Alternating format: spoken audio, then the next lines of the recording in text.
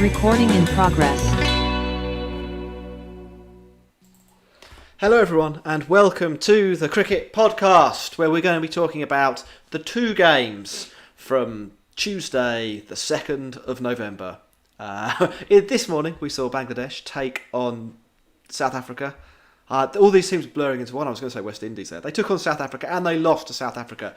The dark horses, they're riding strong. It's a strong dark horse, the South African team. In Group 2, we also saw Namibia take on Pakistan in quite an entertaining match. I mean, Pakistan, they win out, pretty comfortable winners, but Namibia gave a really good account of themselves. And there's quite a few players in that side that should be proud of what they've accomplished in this tournament. And obviously congratulations to Pakistan and South Africa for victories that set up either a semi-final in the case of Pakistan or a serious chance at a semi-final in the case of South Africa. I am Jack Hope and I am joined by Maximus Rowe Brown. Hello, extension of my name today. A lot of green on show today, wasn't there? Triple green. It was, yeah, there was. I tell you what though, just before we get into anything deep, Bangladesh's alternative strip, plus points for that. Yeah, I've got a lot of time for the red kit. Yeah. As I've been saying, cricket needs a strong red team. Yeah. Well, they haven't got one. For sure. Max, we always start off this show with some messages. So can you cram them into 30 seconds? I'll do my best. Please do subscribe to us on YouTube and click like on this video right now. If you're watching, click like, do it. And help tell everyone on YouTube that our content is worth devouring and cheat the algorithm. Then also follow us on Twitter and Instagram at The Cricket Pod, where you can listen to Jack and Ross and very rarely me spout things and agree or disagree with us. And we're also sponsored by Woodstock Cricket. So go over there for 25% off cricket gear. Yeah, absolutely do that. And we're on Patreon, patreon.com/The Cricket Pod. It's the perfect time to join Patreon, the beginning of the month. It's in the show notes. I'm not going to run through all the benefits now. We'll do that later on in the podcast, but it's extremely worthwhile. And if you like us and what we're doing, it's the best thing you can do for us. If we were like your friends, which in theory we kind of are, yeah. Then you'd lend us $5 a month. And not mind that we're not going to give it back, except through long discussions. Medium of cricket content, about cricket. So there's that. Max, we're going to do it in order of games today. We're going to build up to Pakistan v Namibia, which we think is the more entertaining match. So. The way you described it was let's get South Africa out the way. Yeah.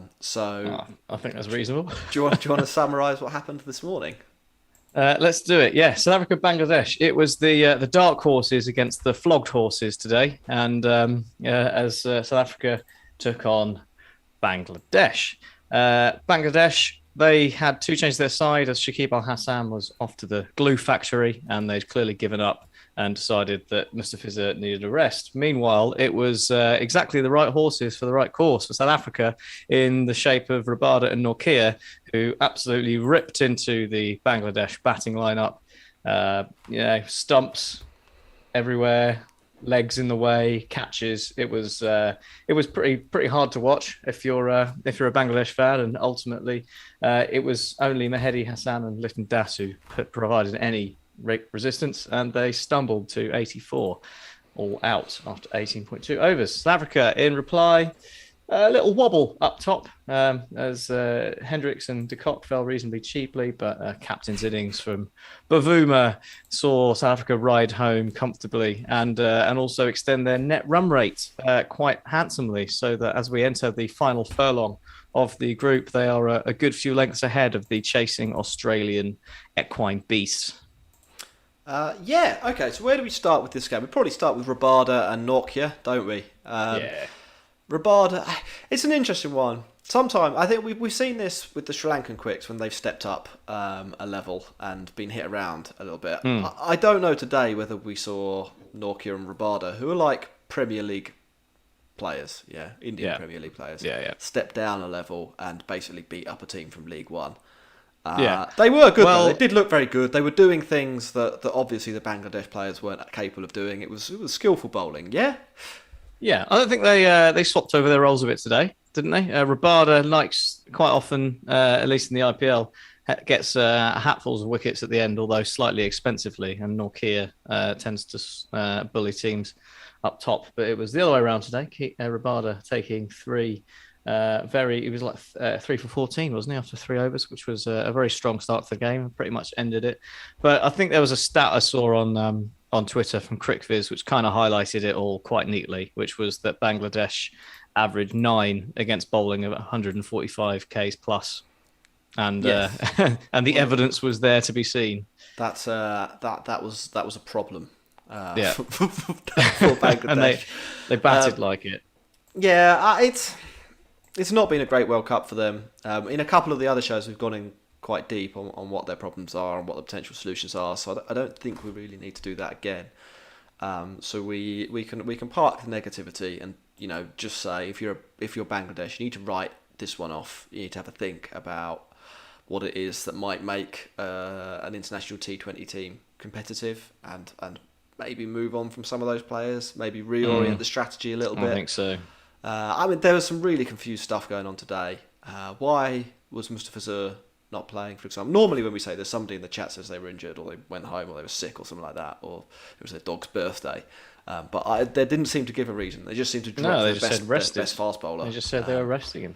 So that's odd. I mean, if you yeah. Obviously they're out. Maybe what are you resting him for? Yeah. Rest him when you're actually out. Yeah. So bad luck, Bangladesh. I'm sure we'll see the rise of the tiger at some point in the future. South Africa, though, do we now seriously need to consider them as favourites to qualify from Group 1, or is the fact that they have to play England last effectively the boss battle that they're not going to get past?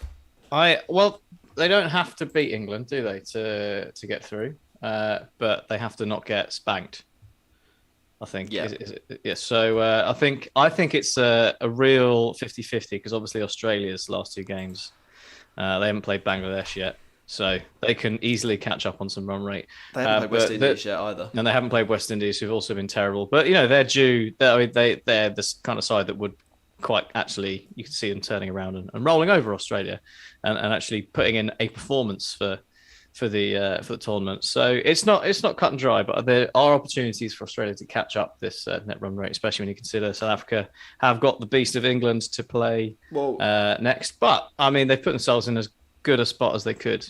I think. Also, if Australia win 2, they do automatically qualify, which we should be clear about. But I don't know if I rate Australia that highly. I'm thinking West Indies might turn them over. What did South Africa do well, except bowl really fast? Did they do anything else? They made the right decision at the toss. This was some of these games. I think we've seen in the last couple of days that there are some sides in this tournament that are capable of batting first and winning. I think England are one of them. Pakistan, it was only against Namibia today, but they at least showed that they have the right mindset to do it. Afghanistan, I think, are a bat first and win team. Might not always be, but they are capable of doing it. But they can do it, yeah. I don't think Bangladesh are. Bangladesh are a bat first and give up. Bangladesh, Sri Lanka, Australia, probably South Africa as well. I think all chasing sides. New Zealand probably. India are not neither, the way they've been playing so far. I think I'd probably say West Indies should be a bat first side. In theory that could work, but that's mainly because their bowling is absolutely terrible. So they won the toss. That's good. They won the toss and they had Rabada and they had Nortje. This is insight that you're getting on the cricket podcast. Was there anything particularly good that you would point out from those two? Rabada's in-swinging Yorker, for example, to Sarkar. Yeah. I mean, they did bowl some tasty deliveries, didn't they? I mean, it wasn't just bowling fast. They bowled some nasty stuff. They got the assistance from the pitch that they were looking for as well. A bit of life in that, which was good. It was nice to see the pitch helping the bowler in like a sideways way rather than up and down way. At least that's I don't mind that. It's a bit more exciting, isn't it, than the ball not bouncing off jelly? I thought it was an okay wicket all day. I thought it was, it was one of the best surfaces we've seen in the tournament. So there were no complaints there. I mean, the Bangladesh, runs but- that Pakistan piled on in the last 10 overs or so suggest that it wasn't too bad. And yeah, Namibia nearly got 150, didn't they? So yeah. Norkia's figures: 8 runs, 3 wickets, 3.2 overs. yeah, that's pretty naughty. As men against boys. With the bat, though, South Africa did nearly blow up and lose. He did, yeah. They didn't nearly blow up and lose. Let's be clear about that. Well, they made it harder than they needed it to be. After the power play, they nearly blew up. But yeah, Bavuma came in and settled things nicely. I think that was a really important innings from him, and I think it really, you get the sense from what de Kock said in his apology about not taking the knee that they really do look up to Temba Bavuma, and he's a really underrated leader. And he's not an all shouty big macho man leader. He's just a really intelligent, considered guy, and that was an intelligent, considered innings for him given the situation. And chase it down in 13 and a half overs. Probably could have done it quicker. I think you'd sort of be looking to do that in maybe like 11, but it's good enough, isn't it? Yeah, that's good enough. It does. I going back to the table, it does create some interesting permutations. I mean, West Indies, their net run rate minus 1.5 with 2 matches to play is possibly recoverable to catch the South African net run rate, which will probably fall from 0.7. Again, with them playing England in the last match. Australia's net run rate is already pants because they've played England and been taken apart already. Yeah. So West Indies actually South Africa won by enough to put themselves in a good position, but not enough to completely remove the carrot for West Indies. So which is good for them. There could be some fun games left to play. Anything else on this match as our timer goes off, and that'll be really annoying for everyone listening on YouTube. Anything else left on this match that you'd like to highlight? Yes, I'd like to commend highly Nassim Ahmed for hit wicket. Oh yeah, the second hit wicket in the history of T20 World Cups. Yeah, stunning effort. He was so scared of Norkia. First ball just smacked his stumps over. I don't want to do this. No. I don't want to be here. Yes, yeah. Props to that. It was good. Later match. Do you want to talk about that? I suppose we do, don't we? That's what we're about, talking. Yeah, I suppose we should cover both games. That would only be fair. And we did bill this one as the interesting one. Yeah. So Pakistan, Namibia. Pakistan all conquering, unbeaten. Pakistan coming up against the better of the associate nations in their group, so it would seem, and they decided to go for a slightly rogue strategy of winning the toss and batting first, supposedly, said Babar Azam, because they wanted to give some of their batsmen an opportunity, which was an interesting concept, given that he and Rizwan decided to bat for nearly exactly 100 balls between them, which isn't my idea of giving your other batsmen a chance at getting some time in the middle. But just giving yourself a chance at some time in the middle. That's what that is. And they've had plenty of that already. So that was an interesting gambit, but didn't matter, because despite a very slow start from them, where it looked like it might have been a slightly bold decision and a little possibly even arrogant at the start, they did turn it around, a la Joss Butler at the end, and Rizwan smacking 79 off 50 was highly impressive alongside Babar Azam's more consistently good 70 off 49, and Mohammed Hafiz as well, coming in and scoring at exactly 200 at the end with 30 off 16. Really turned what looked like being a gettable total from Namibia into astronomically out of reach for them. But they gave it a good old go, didn't they? They did. Stephen Bard, his run out was pretty barred. That was disappointing from him, especially the way he was starting the chase. But there was some good efforts in there. Like Craig Williams is 40, and David Visa, we know he's got quality, and he showed it again today with 43 or 31. And they were never really challenging, but they were in the game for a good 12, 13 overs until the rate became rather unattainable. And I think Namibia can come out of this with a lot of pride in that they firstly, weren't completely destroyed by Shaheen Afridi and Hassan Ali in the power play, which many other teams have been. And, they played the game with proper spirit. They kept giving it a go, even when the game was out of sight. They kept going for runs and trying to get as many as they could. And they look decent, don't they? They look all right. They're not a bad team. I've enjoyed watching them play in this tournament. I think they've been a really good addition. They're obviously inconsistent. They have some glaring holes in both their batting and their bowling lineup. But it's for a team that's, I think there are five. I think these players come from five clubs in Namibia. Yeah, they've got it's 5 pitches, isn't it? They've got in the whole country. So there's 3 million people who live in Namibia. For them to come up against Pakistan and actually hold their own for large parts of the game is really impressive. And you're right. They should take a lot of pride in what they did. Interesting that they, I think, having seen the first game, decided to drop almost all their spinners apart from Nicole Lofty-Eaton, who obviously is a key part of their batting lineup. Yeah, it was a bit. It was interesting because it sort of worked, particularly up front. I mean, so this Pakistan, they deserve credit, obviously, for scoring loads and loads of runs, scoring 189 runs. Whenever you do that, you've batted well. But there were quite a lot of opportunities. And I think for Namibia not to have produced a wicket in the first 6 overs of this match had more to do with luck than it had to do with Pakistan batting well. Rizwan was millimetres, wasn't he, from being out LBW? He was a millimetre from edging about 15 deliveries as well. When he was, when he was going at considerably less than 158, more like 58 in terms of strike rate. So, yeah, on another day, they're chasing 130, 140, and they're in with a real shout. And had they had that touch of luck earlier on, they might have been able to keep Pakistan within sort of touching distance.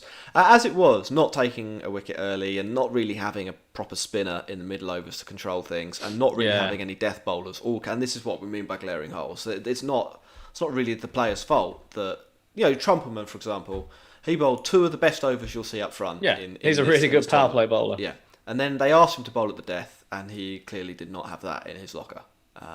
Smith, sort of similar, bowled a pretty good power play over. He was the one who had Rizwan a millimetre away from being out LBW. Came back later on. Same batter hits him for what did the last over go for? 24 runs. Yeah, and that completely takes it away from Namibia. And it's not. There are other teams, is what I'm saying here. A better resource team would probably have a death bowling option, and would probably have someone like Mark Watt, even, for Scotland, as a middle over spinner.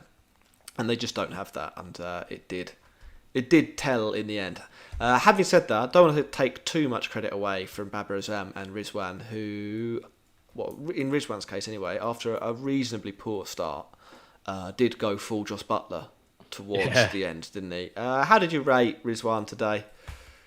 1 out of 10, followed by 10 out of 10, basically. So 6 out of 10? Yes. Well, it depends how long you give each, or how much weight each part of the innings, doesn't it? I think I know overall a strong 8, I think, but with the proviso that it could very easily have been a 2, bearing in mind where he was. But I really rate Rizwan. I think he's a quality player. It'd be difficult not to, wouldn't it, if you just look at his ability and the way he plays. And with him and Azam at the top of the order, Pakistan got a lot of bases covered. Yeah, they do. They definitely do. I think. Yeah. And Mohammed Hafiz, evergreen. Well, yeah, 41 years old, 32 from 16, 5 fours. That was a barrage. We were chastising them, weren't they, for bringing back the old gits? And he's too good for Namibia. Too good for Namibia. He's done it he got involved in the previous games as well, hasn't he? I mean, obviously Asif Ali's been the main star of that, but he's done his bit. Sure. Then Namibia with the bat, similar to the bowling, they have a little bit of a problem here. They've got 4 or 5, or maybe 3 or 4 quite good players. I think players that are very deserving of a spot in a Super 12 batting lineup, and then a lot of players that probably don't make that cut. I think, annoyingly for them, all of those players are sort of concentrated in the number 5 spot. I think Erasmus would be a really good number 4 maybe. Visa's a very good number 5. Smith probably wants to bat in that 5 area too, and it creates a little bit of a logjam there. Whereas at the top of the order and like a number 8 death hitter, they're a bit bare. And that was sort of the story of the chase to some extent. Although they went slower than Pakistan, faster than Pakistan over the first 10 overs. Yeah, they really needed someone to be scoring. That's it. I mean, Pakistan went at like 13 and over for the last 10, didn't they? That wasn't going to happen. Yeah. There's another stat I saw is that only England, it was like after a little bit of Pakistan going mental. So only England have gone faster than Pakistan in over 16 to 20 in this tournament. It's like, well, England only batted over 16 to 20 once in this tournament. Pakistan have done it a few times, and they've done it consistently. So I think one's more impressive than the other. Yeah, a few shout Gerhardt, Erasmus, I thought was decent for 15 off 10, played some attacking shots. Craig Williams was okay. Didn't strike that quickly, but has some nice shots. And David Visa, like doing a one-man band thing at the end, gets 43 from 31. And I tell you what, 144 off 20 overs. I know they lose by 45 runs, but that is decent. That's a good performance from Namibia here. And bearing in mind that Pakistan had a little bit of luck here and there when they were batting, I think that game could have been at least 20 runs closer. Had that ball from Smith been a millimetre more in line, and Rizwan gone early, and Pakistan been a bit slower and scored, they probably still scored 160, wouldn't they? 170. Yeah. But it would have been a little bit more interesting.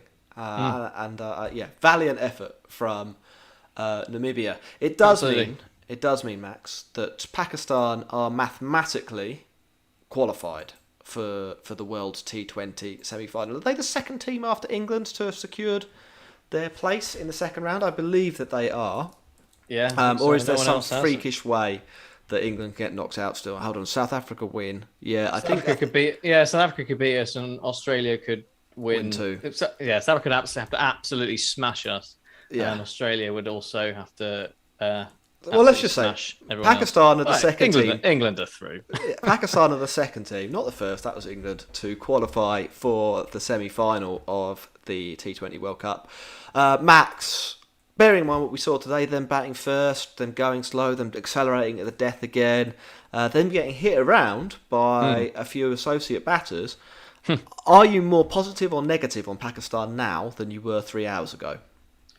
I think they will be better for the experience of bowling with a bar of soap. I think Babar Azam said at the top that he wanted to get some time in the middle for his batsmen, which obviously didn't really happen in the end. But the flip side of having to chase is having to deal with what seems to be now quite a serious dew issue, which was something that people had touted a lot at the start of the tournament and hadn't really appeared for the first 10, 12 games. There wasn't, there were talk about dew points and all that kind of shit, and it didn't really seem to manifest itself. But the last 2 nights we've seen a dramatic change, haven't we, in that, and the number of times people are drying the ball and having to deal with that slippery seam. So I think that'll be probably quite a good experience for Pakistan in a game that they never really were in danger of losing to sort of, in case they have to deal with that in future. And I think it's probably towards the end they took their foot off the gas a little bit, but I'm still very positive about Pakistan's chances just from seeing them dig themselves out of that sort of hole even if it was against the Namibian lineup. They're consistently putting on these back end performances of smacking the ball around, and that's a good sign. Yeah, I think they might have a bit too much for South Africa or Australia or the West Indies. Yeah, I think so. Unless the West Indies suddenly turn into the West Indies again, and then that could be an amazing semi-final. But it's looking like England Pakistan is where you'd want your money if you were going to bet on the final. Max, we said we'd save some time. Unless there's anything, just to draw a line under it. Is there anything you want from the rest of this cricket match to talk about? That was the right words in the wrong order. Yeah. I suppose the only other thing I think for me is with Pakistan's bowling lineup. They've won quite handsomely in every game so far, and in each of those, one of their pacers has actually been reasonably expensive. I think like Hassan Ali in the first couple, and today it was Shaheen Afridi. So if they all come together properly one day and don't go for runs, they're going to be even more fearsome. On the other hand, though, Max, If they all go for have a loads. bad day. Right, we're going to do some questions now. Sunil will answer your ones first. Sent us a super chat. Sunil says, do you think time has come for India to leave behind KL Rahul, Kohli, Jadeja, Bhuvi and look for newer players in white ball cricket like Samson, Shreyas, Iyer, Gaikwad, Siraj, etc.? Answer that, Max. KL Rahul, no. Kohli, potentially. In T20s. Yeah. He's gone. Bhuvi, yeah, probably. Jadeja, absolutely not. No way. And in terms of bringing the players in, yeah, some of them. Not Shreyas. I don't think Shreyas Iyer is the man. But Samson, possibly, if he can actually put some like consistent form together, because he's obviously ridiculously talented, but a little up and down. And you've got you got Gaikwad, Padakal, like Venki Ayer's like putting his head above the parapet now as well. We've seen the end of the IPL. So I mean, if any of these guys can transfer their IPL form into international cricket, which they theoretically should be able to do, because you think like the IPL quality of the T20 cricket in the IPL is higher than it is in international cricket, then yeah, like there's such a wealth of talent to sort of go from. I think time for a bit of a rebuild. Like it's a bit like England in 2015 after we got pumped in Bangladesh. What about this as a lineup? I'm doing this sort of off the top of my head. Gaikwad, KL Rahul opening. This isn't really taking into account left hand, right hand, or anything like that as well. Yeah. Sky at number 3, Ishan Kishan at number 4. Yeah. I don't know who I'd have at number 5. Who would you have at number 5? Oh yeah, Pant. Yeah, that's obvious. Sorry. Yeah, that's a really easy one. Hardik. Then I'd have Jadeja, and then bowlers. Shardul Thakur, obviously. Obviously. Yeah, that's something like I don't think they need to throw them all out. I actually think there's India have been playing. The Indian team have been playing cricket since March away from home in bubbles. It's a crazy environment that they've been. Oh, they're absolutely they must be absolutely knackered, like both physically and mentally. So I think the IPL was quick fire as well at the end, and you kind of saw yesterday, didn't we? Actually, the value of having a break, because Josh Butler had played all that cricket and then accused himself from the second half of the IPL with the birth of his child. Comes back, looks a new man. You can kind of see the flip side of what India are probably struggling with. Faizan also on Super Chat says, so thank you to both of you, by the way, for sending us a Super Chat. It was very much appreciated. What nobody talks about as much is that Pakistan, despite being in exile from home cricket, have won the 2009 World Cup, the 2017 Champions Trophy, and reached several World Cup semis. There's not so much of a question there, but yeah, Pakistan are a good cricket team. They're not. I think that they played a lot of cricket in the UAE as well. Yeah, they were definitely on the radar as a team that we thought could do well in this tournament. I don't know if I'd have had them. I don't think I rated them as highly as they have performed. But that might be as much to do with me. Well, I had them to win on cricket.com. Well, there you go. They laughed at me, but look at me now. So Max has actually been backing Pakistan to win this whole tournament since ball one. It was slightly a meme pick, but they're good. Yeah. They are good, undeniably. They're a good team. Right, we'll head over to Patreon. Twitter? That's what I'm thinking. Max, can you quickly plug Patreon while I load it? Yeah, Patreon. A few levels of sign up, aren't there? In the first level, you will get your questions answered. Any level, you will get your questions guaranteed to be answered by us, no matter how stupid, probably. Although we might censor them if they're extremely offensive. And you also get access to a lovely spreadsheet with all the ball by ball data from all of the IPL ever, which we've put together, so you can play the game Cricket Analyst Simulator 2021, and be the next Dan Weston. It's a good game. Next level up's a cap, isn't it? You get a cap, and then the Yeah. top level is you get to hang out with us at some Yeah. point in the future. Right, Max, here we go. This is from Adam Dallimore, and he says, "Hi, chaps. Just a question for discussion on the show. Something I'm trying to get my head round, or just not buying. The term catching up when batting. A lot of the games in this World Cup, the team batting first, 10 overs in, has started slowly, and then the people on comms will say that the teams will catch up at the end. But aren't they just wasting balls at the start, and can they score more runs? I understand that there can be challenging periods in games, but I just don't really buy it when they say catching up. Like Morgan yesterday, he was 9 off 20 balls and finished 40 off 35. But as far as Adam's concerned here, that was Morgan just wasting some balls at the beginning. What is your take on that, Max? And then there's a follow-up question here, and I'll pick that one up. Yeah. Well, I mean, what's the meaning behind the term catching up? The implications of that are that you were behind, aren't they? So I'd say catching up probably is the right way to put it, isn't it? Because you're behind where you want to be after a certain point, and you have to go for it at the end to try and catch up to somewhere where you think is a decent score. I mean, there could be many reasons for that. It could be a deliberate ploy to try and catch up at the end, or it could be that you were just hopelessly out of nick and couldn't hit the ball off the square for 20 balls, and then something changed and you got back into it. I think there is an intent issue, and at times, which means that teams need to catch up. But the difference we've seen so far in this tournament is that some teams have the ability to or intent to catch up, like England and Pakistan, and some teams can't or haven't, like Australia and India in the games we've seen. I think that's that's sort of the big differences between the sides, really. It's in general, I think the best way to play T20 cricket is to not put yourself in a position where you do need to catch up. Yeah, I wonder possibly it's a conditions thing specific to this World Cup. Yeah. I mean, the number of times it's happened so far suggests that it's there is something more to it here.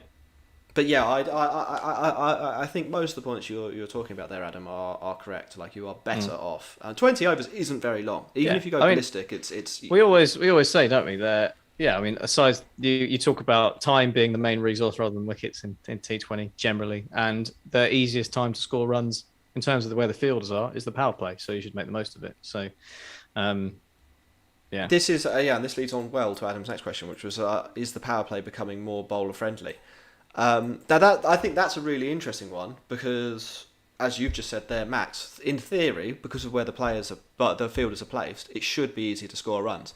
Now, coming along with that are some factors that are in the bowler's favour, like the ball is newer, the ball swings. The fact that the fielders are in the ring means that a miscue is probably more likely to be caught than when you have everyone on the rope, or even a well hit ball straight over. You see a lot of people caught a mid off and mid on in the well, they've actually creamed it, yeah.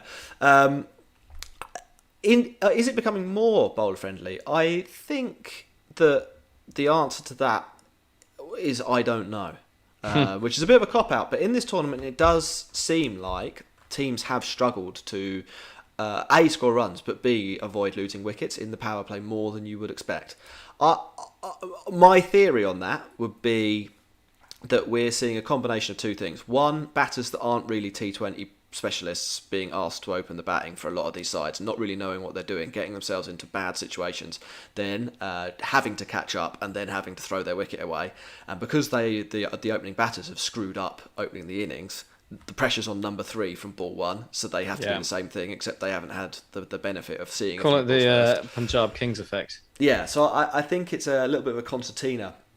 The other possibility though is that maybe bowlers have adapted and it is a little bit easier in the power play than expected. Certainly today, and this struck me, the ball seemed to be swinging a lot more for South Africa than you would expect to see in the power play. So it might be just the conditions, the time of the year in the UAE mean that there's a little bit more lateral movement in the power play, and it is just a little bit harder for teams to bat. So there's a few things to look out for, basically. I think the point around some of these guys not being proper T20 players, and I'm in the sense that they're, nobody in the IPL is going to buy Litton Das. or Risa Hendricks from South Africa, or Aaron Finch at Australia. A lot of these players aren't top level opening batters in T20 cricket. Yeah. And I think that's how they're getting into these bad situations, is that they're just outmatched. We have another couple of questions from VJ on Patreon. Who asked today. Was India strategy taking it deep? Was it? Sorry, I'll just read it. I'll try to paraphrase. Blew it. Did we see an example of failure when you used the taking it deep strategy in the India v New Zealand game, Max?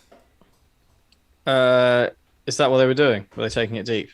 No, I think maybe. It's a good question. I didn't see any intent at any point.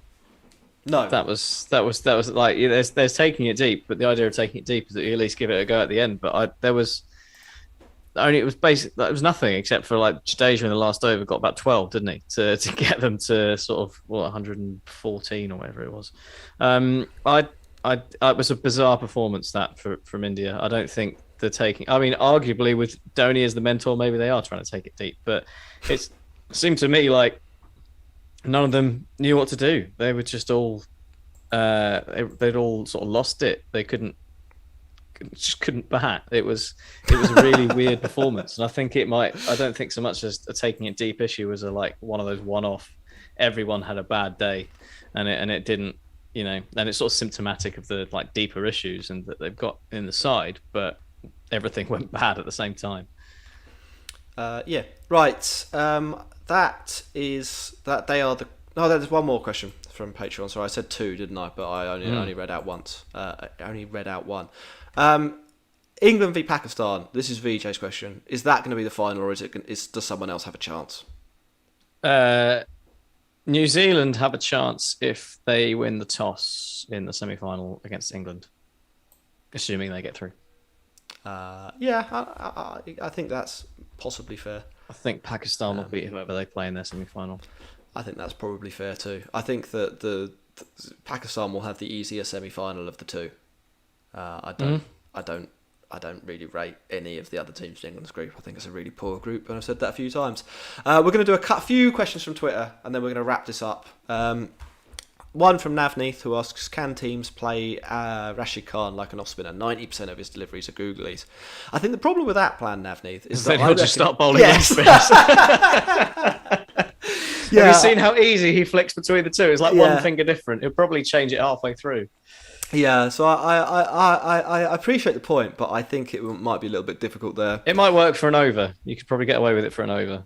Rajdeep asks, Dan mentioned a few streams ago that higher quality batting generally bails out bad planning. Is that what happened with Pakistan's batting today, Max? Kind of, because there was bad planning, wasn't it? Because they chose to bat when they won the toss, which is terrible planning. Yeah. But again, that was kind of the plan all along. So yeah, I think Pakistan are definitely a platform, and then have a look at the last 6 overs to a team, and that means two things. One, they're probably never going to get an amazing score batting for. I know they did get a pretty good one today, but they were playing Namibia, who have, as we've discussed, no death bowlers. That means against like equal opposition, they're probably never going to get an amazing score, but they should quite often get a 140 to 165 score. Probably in 70-80% of their games, they're going to score in quite a tight range of runs, and that suits them because they've got the bowling to quite often keep teams below 145 runs. They've got the tools that they have, and they use them fairly well. There's probably not much point in asking Babar Azam to go mental from the start because it won't work. No, it is unlikely. Akash asks, Max, how come Aussie women's team is head and shoulders above the rest with 5 titles when their men's team can't figure out the T20 format?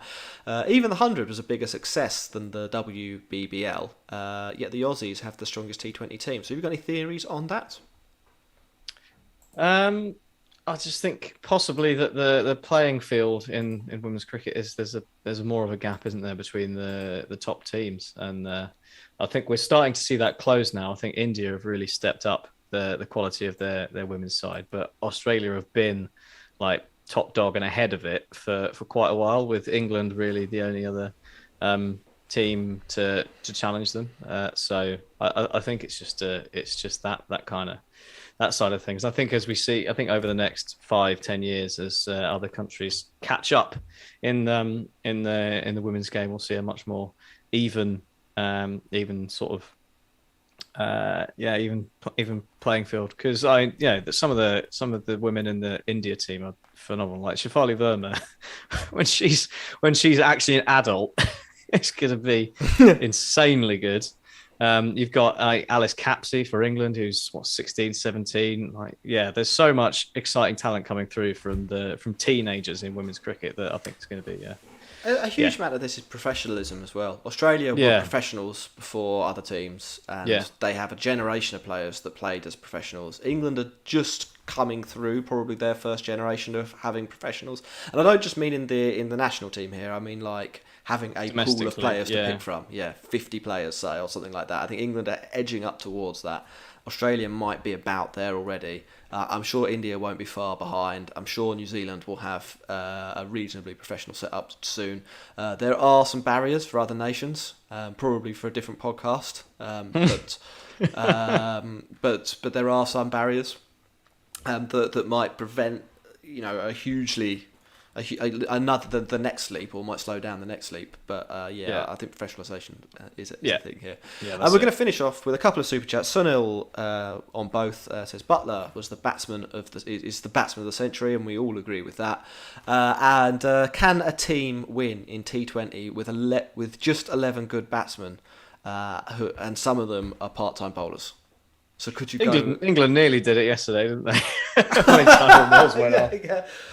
No, I think you need 4 bowlers, basically. The ideal T20... 4 T20... bowlers and 2 part-time-ish. Yeah. This is what you want. The ideal T20 setup, I think, has 8 pretty good batters, 8 good batting options with different skills. You don't want them all to just be the same, but like generally 8 good batters, 8 batting options, and 6 bowlers. I mean, if you've got Chris Wokes or Pat Cummins, that's a good...